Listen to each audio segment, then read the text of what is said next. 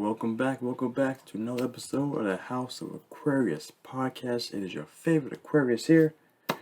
Make a wish, here to bring you something new. So, as I already showed you guys have already watched the other video about this. This is going to be the introductory into another segment to my podcast going on here. And we're going to be doing what's the best way to call this? Let's go with the astrology of the new Little Mermaid movie. It just came out. 2023 remake, live action film version, okay? So, we're gonna make a little chart here. So, like I said, everything here is new. Trying out some new programs, some new schematics with the camera angle right now. So, the good thing about this is while I'm doing what I'm doing, you won't be focusing on me and the eyeballing, because I will be actually looking down-ish right now because the camera's up here while I do my things up here. So you'll see. So hopefully, let's get into this one. So, as you guys can see right here, I have a little my players right here, the players in the games. I have the zodiac signs here. I'm going to try to keep it off to the side a little bit so I don't have too many advertisements going on, because if they ain't paying me, I ain't trying to get the free advertisements out there yet. You know what I'm saying? Gotta make sure they know who I am. But either way though, so going through this list, we're gonna sit here and talk about how all these characters, who they really seem now, because like I said, every character in every movie or book or whatever follows a certain type of archetype, okay? And this one here, we're gonna break down this into these situations for each person here. So, each zodiac sign here. So going down this, as you see here, I have all of my trying to be just a quick neutral, quick things. We have everyone broken down to elements for colors. All right. We're just going just a standard zodiac order, Aries through Pisces. Got a bad boys right here, you know what I'm saying? So I'm gonna start off here on this analyzing discussion about who, what, where, what, when, what, how. You know what I'm saying? So starting it off, the very first thing we're going to get into our good friend here, Prince Eric, right? So for me watching the movie, for what I saw, at first I was thinking that he might have been actually, you know, I really don't know what I was thinking the first time. The first scene was they had showing wasn't really like predominantly too much of information inside the character. It just showed something, but it did though when you think about it in hindsight. Because I'm not trying to get too many spoilers in these bad boys here, but as a man jumps down from the bow or the mast of the ship, whatever, to stop the guys from doing the things they were doing. He's like, hey guys, calm down. What we're chasing isn't the thing where the guys start shooting at, you know. So it took me a while to think about it, and then as the movie kept going further and further, you start seeing more prominently what I end up going with, okay?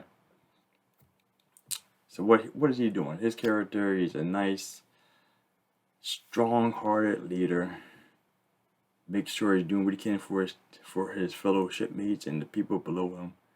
He likes to be jovial with the parties and shenanigans and like to have a lot more fun, even though his manservant guy was like, nah, you need to knock this off, man. Be a leader, be more responsible, blah, blah, blah, blah, blah. You know what I'm saying? But at the end of the day, though, when he goes into his first song, everything came out in the open. Prince Eric goes firmly into. I mean, actually, funny thing is, you could consider him as a fire Leo or maybe like a Aries type initially going into it somewhat because of the leadership capabilities and stuff. But then you bring him down, he starts singing and stuff, and you start seeing him come out of the emotions, and bam, Prince Eric is Pisces. And as you keep going through the entire movie, you really start seeing how much of a caring person he really is. Like I said, Aries has that very strong, compassionate aspect too, along with the Leos. But with the Leo though, Leo tends to be more reciprocative. They give and get back while still being kind of like brash and arrogant situation. The Aries passionateness comes out after they start to be, they're shown to be more selfish and arrogant. And that's why the Leo and the Aries were kicked off of this, and Pisces is more, he was sprung. Our good friend Prince Eric was sprung on this girl that saved his life, and he had to go find her. Send out hundreds, dozens, dozens, couplings, hundreds, maybe even thousands. I have no idea. Carriages send out, go find me this woman. She needs to know that I love her and that I'm trying to have her babies. That's what he did. All right. Going on now to our next one in the lineup. Our good friend Flounder. All right. Flounder. Unfortunately, in this new live action movie, he doesn't have the kind of screen time he actually did back before. In that one, I feel that he was able to be a little more, show a little more personality of himself. And this one here, he kind of showed he was more typically like a scaredy cat, trying to stay out of trouble, trying to just be more a goody two-shoes type guy situation. That's kind of like how I felt more in this one. Like, unfortunately, I can't really think back before to how he was in the early animated version. But in this one, though, he was definitely showing more signs of that. So in that regards,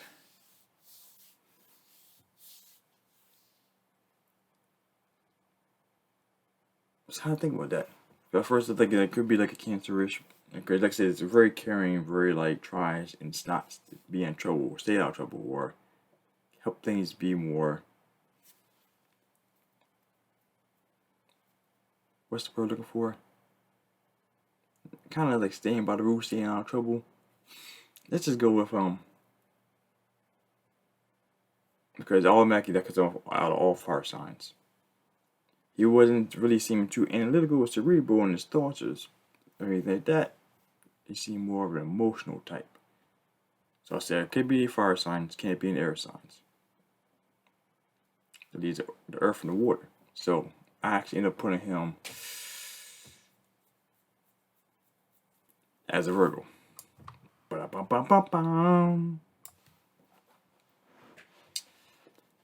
Because in this situation, he was thinking about things. But like I say, it didn't really portray too much information of him in this movie to give him a full fleshing out.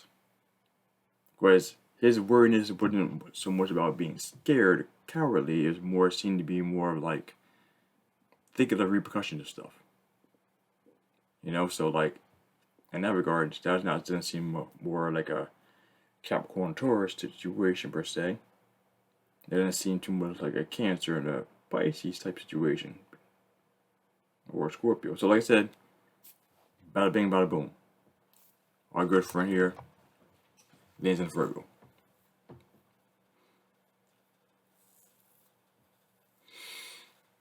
And this one here, our good friend Sir Grimsby. Sir Grimsby. He is the typical archetype of being a servant. Alright? Servant to not someone, I mean, it's always someone in power, but typically of higher power. All right, actually, we had two situations in this movie of having servants. All right, servants tend to be. That sounds so horrible, but it's going to still go the same way. Servants tend to be more of the work-related situation, which tends to lead to sign of earth sign.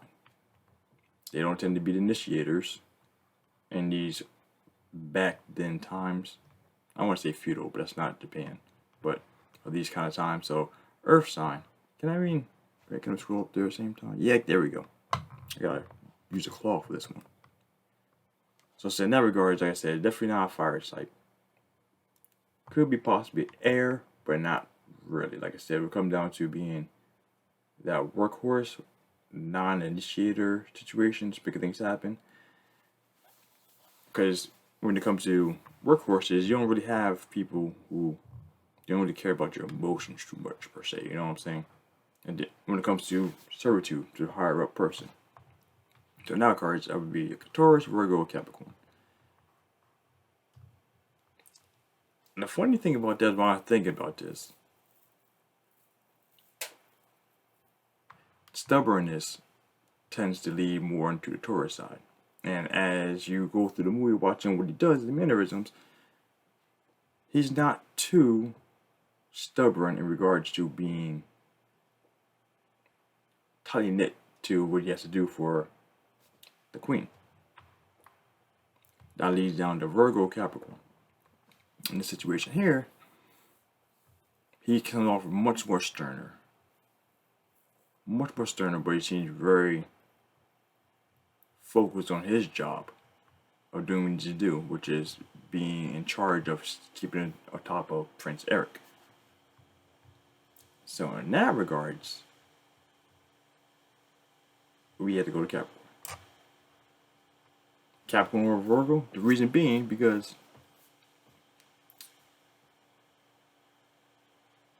Capricorns are extremely loyal. Virgos can be, but they're not. Virgo is not known for being devoted and loyal to a person like a Capricorn is. When they have someone they really love, care about, even though he's doing his duty very strongly, according to the higher up and babysitting the prince, everything's focused on his duty of taking care of, make sure the prince is happy. So in that regard, Capricorn is taking his job super seriously and make sure everything is done.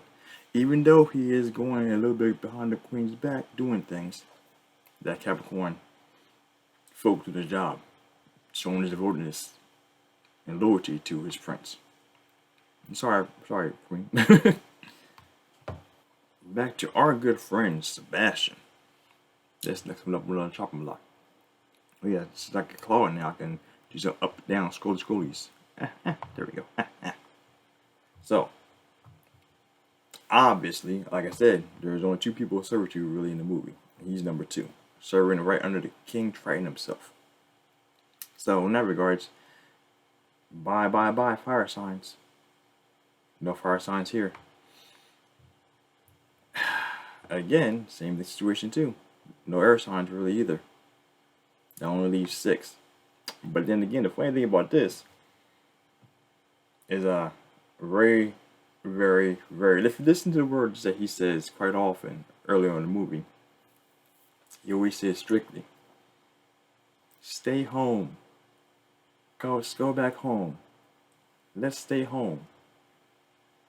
And what does home relate to in regards to these signs? Taurus, Cancer. And what is I'm not even gonna do around this one. What is this guy? He's the crab, right? Blah, Cancer. But now, in this regard, though, if you actually want to compare and contrast, like I said, the home bodies of the zodiac tend to be more Taurus and Cancer. That's what they're known for. But the difference between the Taurus and the Cancer in the situation here, for my man in servitude, Sebastian, he's not fixed or not changing. He's more compassionate and caring and thinking about the other person more so than his own thoughts and dreams. Even so, over above the king. His job was he went from being just a servant to King Triton, over to being the caretaker, basically, of Ariel. And who is the caretaker of the zodiac? Mama Cancer. Easy, quick win. That's all that means. I said, Cancer.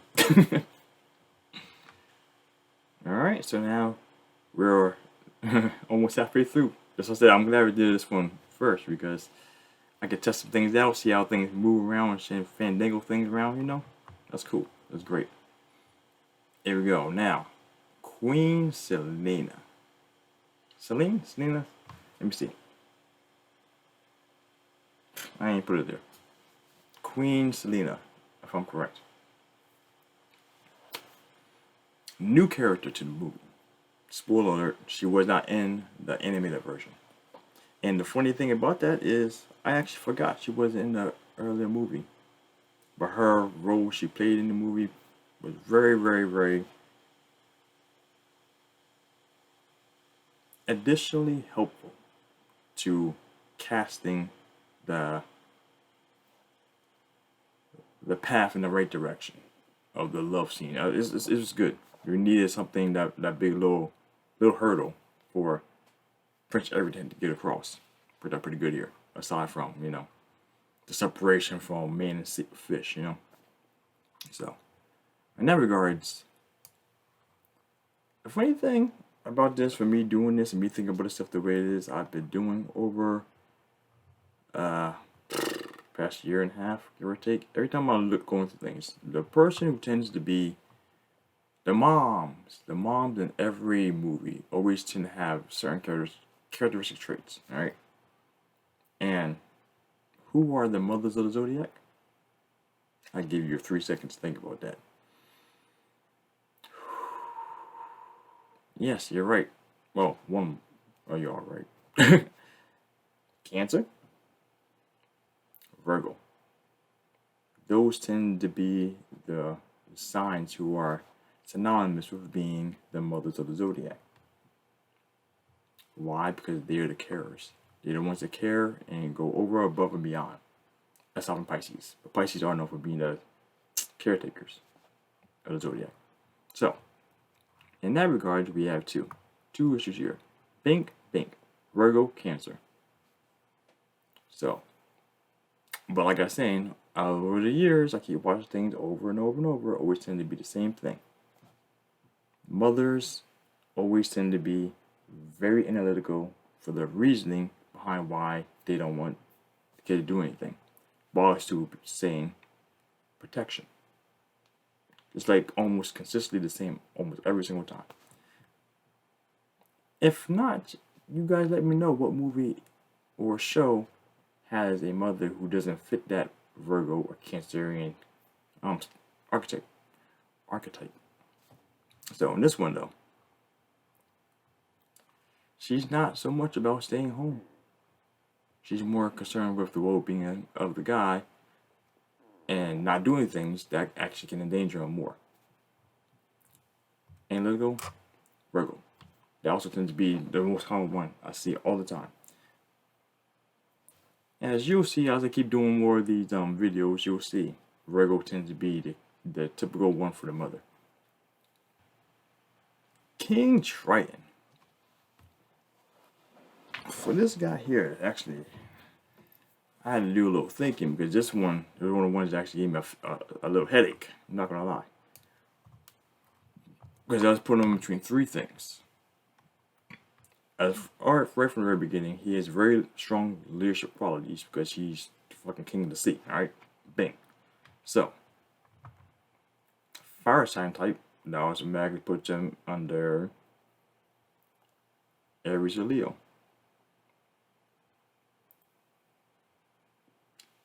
The difference between there, though, is that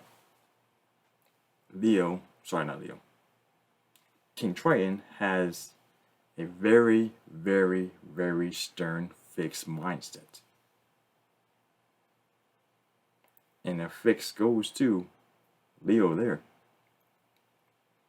Very compassionate, very concerned for the well-being of his daughters and Ariel. I shouldn't say Ariel because she has 7 daughters there. So that, with that coming into it, and him always consistently worrying about the separation of man and fish, or man and mermaid, whatever they are, and taking care of his people and keeping his home nice and sturdy and safe, adds on to the next layer of Taurus, or what I consider that. So I was between Leo and I was between Taurus, alright? But the final one that kind of threw me in, it wasn't that bigly prominent, so I'm going to just mention it just because I mentioned it, but I kicked it out quickly thereafter. Capricorn. The reason being because he was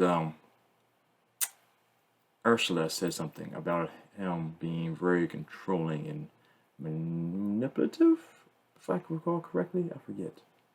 But he is all about control, and he was definitely trying to force his will upon Ariel, who was rebellious and trying to do her own thing. But I'll get to that in a second. So, like I said, we have the Leo, we have the Taurus, and we have the Capricorn. Which, like I said, the Capricorn, though, is nice and all that good jazz, but the traits of the other two are more prominent. So, we're X out the Capricorn, right? So, Capricorn is gone. Boop, bye-bye, Capricorn. So, right now, we're looking at Leo, and we're looking at Taurus. Comparing the two here, like I said, very compassionate, very, very caring, and very stickler about changing things. Taurus and Leo are both fixed signs, so that kind of fits both of them very well to themselves. One key prominent change thing that actually takes the two away from each other is he really didn't do too much in the movie to give him any like real situation of differentiation, because unfortunately it's a very limited part per se in regards to what he does. He comes in, he flexes his muscle, and he kind of keeps her staying home. That leads more towards Taurus, destroying her possessions, which is something that is kind of anti-Taurus though too, considering the fact that it's a materialistic thing. And that actually bumps a little further towards Leo now, because I mean, Tauruses probably do break the stuff every now and then, but that's a big no-no for right now in regards to this characterization.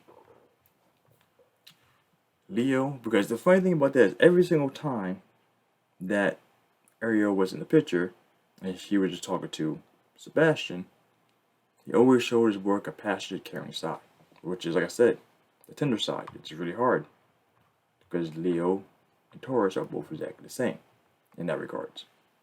Well, I was going to say exactly the same, but they're very, very similar in those aspects. So taking that into consideration, the key differentiating factor to separate these two is the level of forward progression to enforce his will upon Ariel and Ursula too, because he kicked Ursula out for 15 years and being stuck on that situation. Not allowed into my kingdom. Not allowed into my kingdom. I said about axe right there. I didn't think about that. But that right there just lands it strictly placed under Leo. King Triton's Leo. Officially now. Because that's one that was the low pushed me over the edge there. You know what I'm saying? That was it.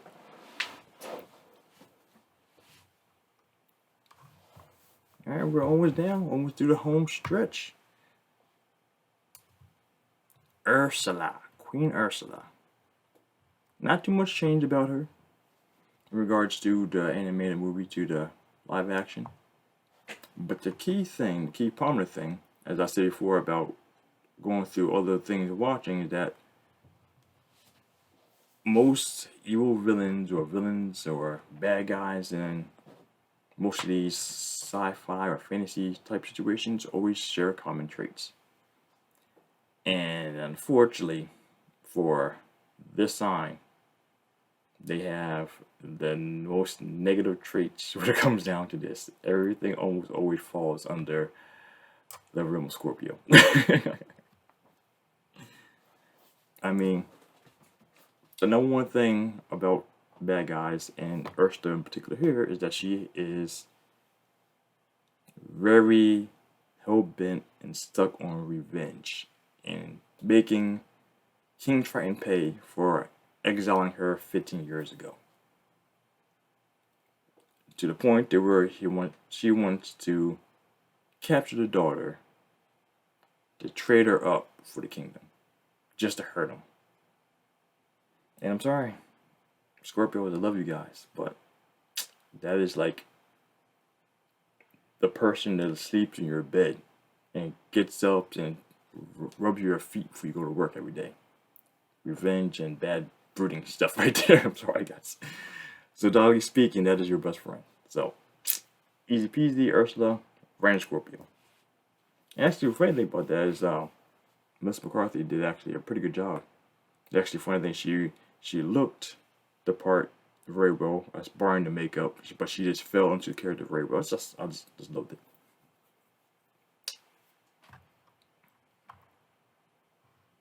Oh yeah, I completely forgot about our good friend Scuttles. Scuttles. It's actually hilarious how this is kind of like panning out because with Scuttles is a very, very outside of the realm of the sea character. Obviously, the bird flies. All right, but in this one they updated her to be a diving bird. A bird actually can go down in the water to grab fish. Unlike before, it used to be a seagull, which just kind of just coasted to the top of the water and grabbed things and kept going. This one actually dives into the water and comes back out. FYI. But so obviously it's a water sign. It's not an earth sign. Look at the fire in the air. Is she initiator? There were characters traits, not so much so to some degree. The biggest thing is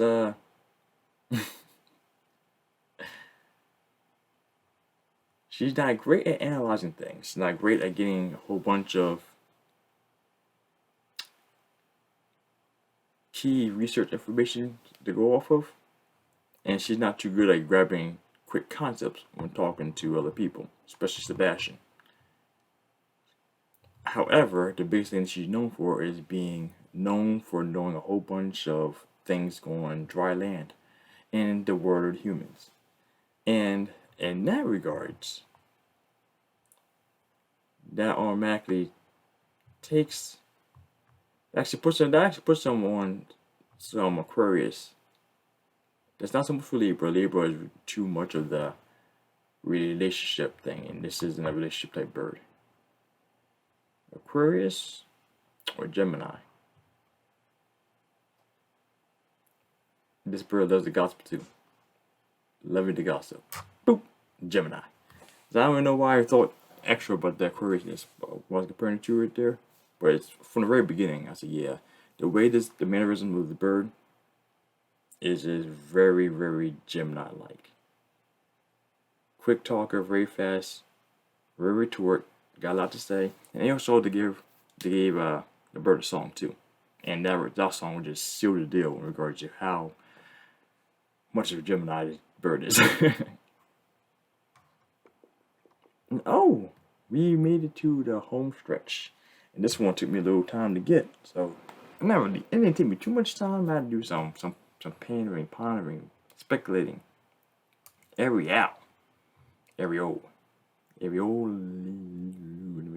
word. So Ariel, okay. Excuse me. The biggest key trait that she had here going on, she was a non-stop seeking adventure, looking for new things to happen in her life. So right from the very beginning, my thoughts was adventurer, Sagittarius. But then, as she kept going, I started thinking more about a very key prominent thing. The thing that had her going out all the time to look out for a new adventure was she was a hoarder.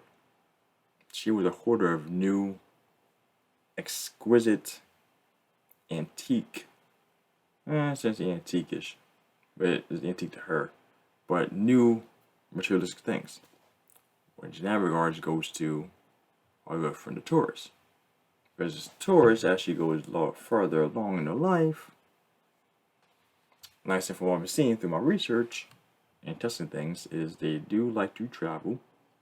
Tauruses after they get settled in, and they also like to collect things of value. And that's the only thing right there to differentiate though, because the stuff she's collecting, it has value to people on the dry land, but not necessarily the people in the water. So there's literally this trinkets you pick it up off the shoreline, and thinking every penny's a dollar. You know what I'm saying? So that actually is a little dissuader from the tourist now, when I put that into perspective. And then insert the man. When she goes through the scene of having watching the guys having all the fun on top of the ship, and then everything happens to the ship, and then she goes and saves Eric from drowning, she immediately falls in love. And then on that part, as an adult, I mean, as a child, I didn't really think this at all. Didn't see much into it. But then I started watching as an adult, and the concept of how creepy that was. Having Ariel just watching the shoreline, staring off at this guy, saying, I'm basically gonna make you mine. That whole concept right away. That fell into the whole Libra dynamic and aspect. And on top of that, the extravagant look of Ariel from the very beginning and throughout the entirety of the movie, also very Libra-like as well too. Nothing too fancy, but it seemed luxurious in regards to how she carried herself. You know what I'm saying? It's like the Libra way. You guys start dealing a little more with looking at people, and I'm getting really, really good. I'm like, yeah, Leo, Libra. Leo, Libra, which one are you? I'm getting really good at that. Even though that's really very horrible to say, but yeah. But yeah, going with this though, so my big three were here was Sagittarius. We have Sagittarius here. Thinking possibly, where'd it go? Libra here. And thinking possibly the Taurus here. Okay, so with those three, I was going through.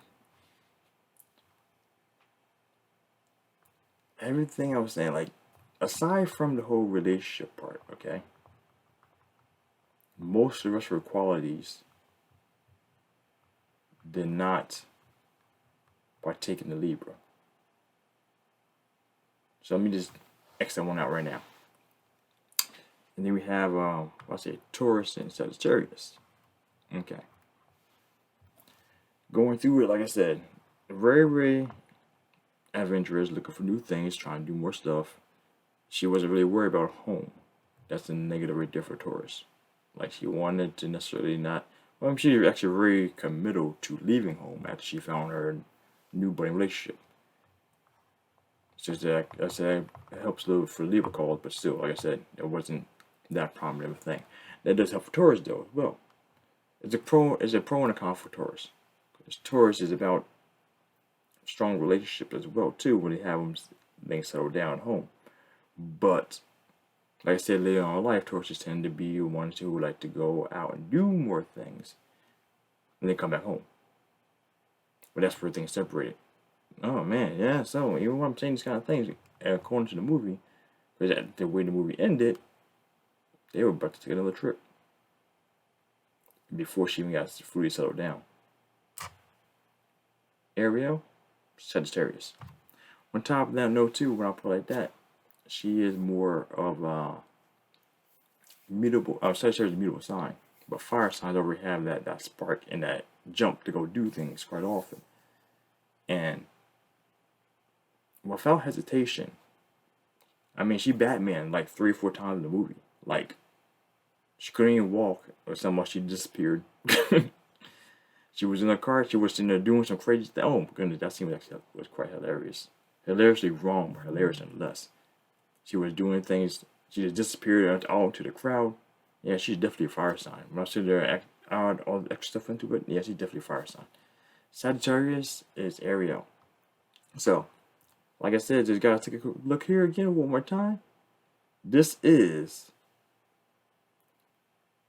the zodiac, the zodiacal signs, the astrology of the Little Mermaid 2023 live action. If you guys agree with me, disagree with me, let me know down in the comments below. I'll be more than glad to talk about it more, because this is not always perfect in my thought process behind these things is not always fully concrete, but I try my best to be accurate. You know what I'm saying? So if you agree with this, you don't agree with it, let me know down in the comments below. I much appreciate that. And like I said, hopefully this is good because I have a few more of these already lined up in my head for months now. So like, share, subscribe to the channel, and as always, my friends, stay classy, be you, make a wish. Out.